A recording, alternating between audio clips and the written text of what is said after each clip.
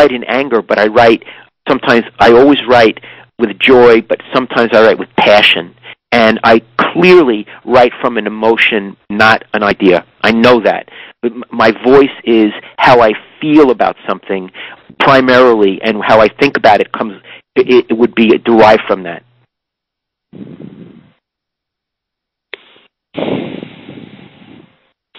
I'm just thinking about what you said.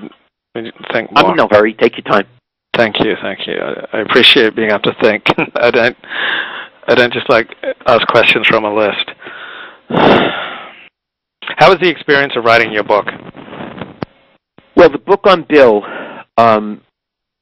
it was exciting because I got to be inside a football team for a season, and he was the head coach, and he was great, and he and I got to know each other very well. So that was all exciting, and I loved writing it. I'm proud of that book. When the book came out, he objected to it. He felt that I had overexposed him, and he said things about me on TV and to other reporters that got reported, which burned me up. And we did not speak for 2 years, and he wanted a détente, but I'm a New York guy, and I was pissed off, and I did not want to speak to him for 2 years. After 2 years, we gradually made it up, and we were quite cordial by the time he passed away. So I loved writing the book, but the aftermath of the book was no fun. What did he say about you when he was angry? Yeah. He went on the halftime of a football broadcast, and he said, they asked him about the book, and this is a quote. He said, that book that's been written, I was not a party to. That's what he said. He washed his hands of it. And what burned me up was we had a legal agreement. He got part of the proceeds from that book. He was a millionaire. I wasn't. He got part of the proceeds. So to say you weren't a party to it wasn't true. That kind of burned me up. And we had a big... he didn't like confrontation, but I went down to Stanford, and I told him we had a talk, and I think I yelled at him. I was really angry. And he wrote me a note apologizing, and I think he apologized because he was afraid I would sue him. Because what he said was a lie. But, of course, I never did that. Have you ever sued anyone? No. One time, we took someone to small claims court. They did some work on our house, and it was a mess. And we took someone to the small claims court and got $500. But I never sued anybody. No. Did Walsh's affair with Christine Hansen hit the news media when it was going on? Yes, everyone knew about it. But was it written up in newspapers? No. Why not? Because it was not relevant.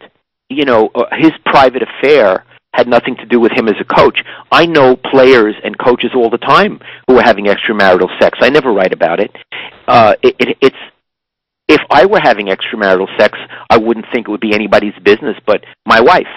I'm not having extramarital sex, but it's a personal, private thing, and it's not my business to write about it. When I wrote my book on Bill, he used to talk to me about Christine Hansen. I never put it in my book. I didn't think it was appropriate.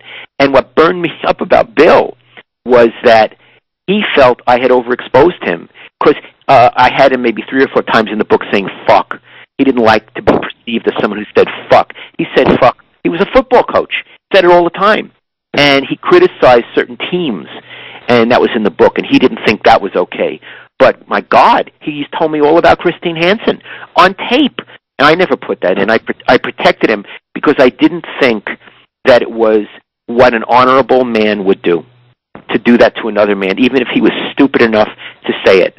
And if I put it in my book, I'd probably be a millionaire today, because I would have broken that news in 1994 the book came out. I haven't read Harris's book, but I hear he talked to Christine, and it's in there.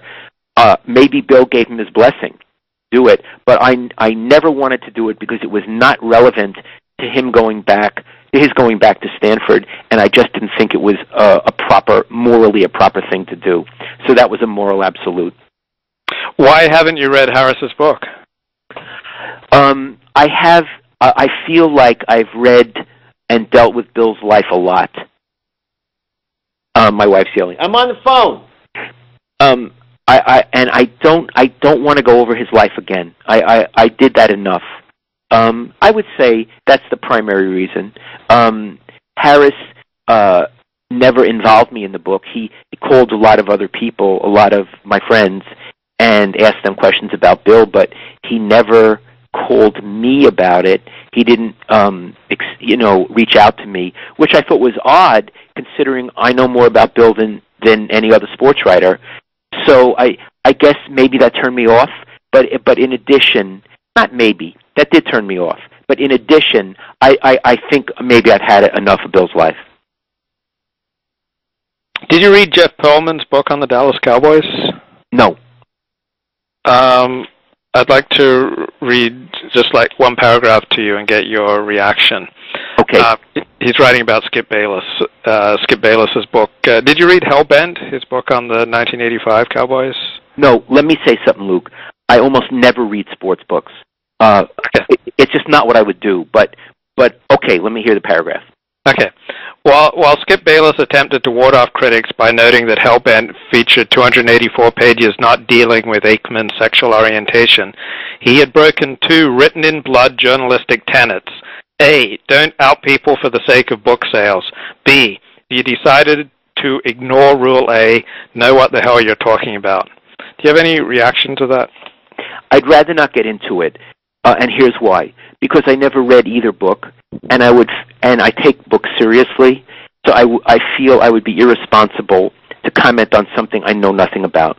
So I'm happy to talk to you about, I have not held anything back, but I don't think that would be fair.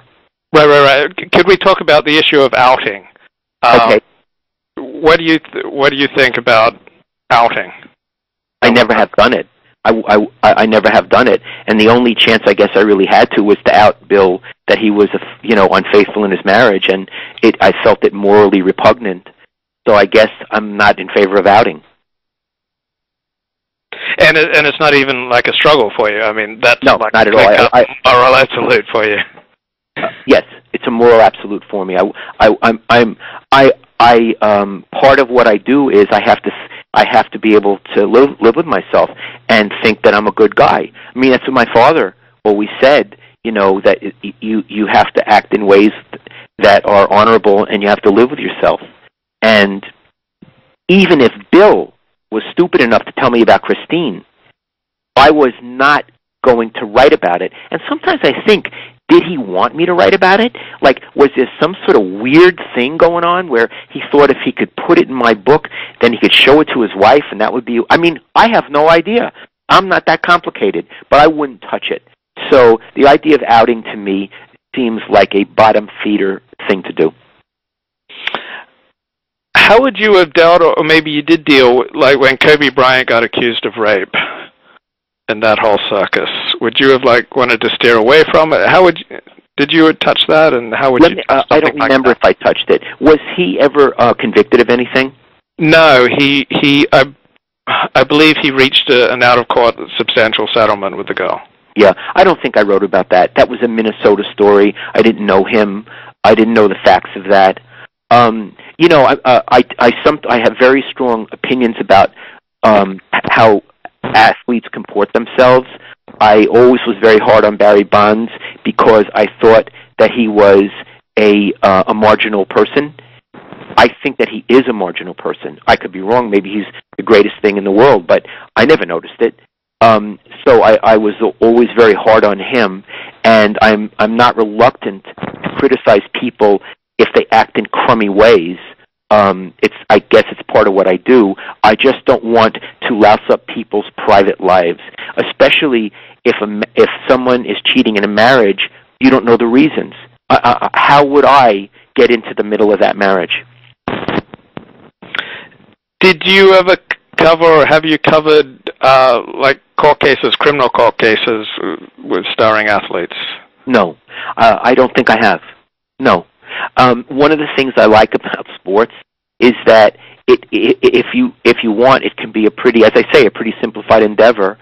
I don't think I never went to any of Barry Bonds' court appearances. I haven't felt interested in it. No, I haven't done that. How come you haven't written more books? Well, when my dad died in 1988, I wrote a book about boxing memoir about boxing, my dad and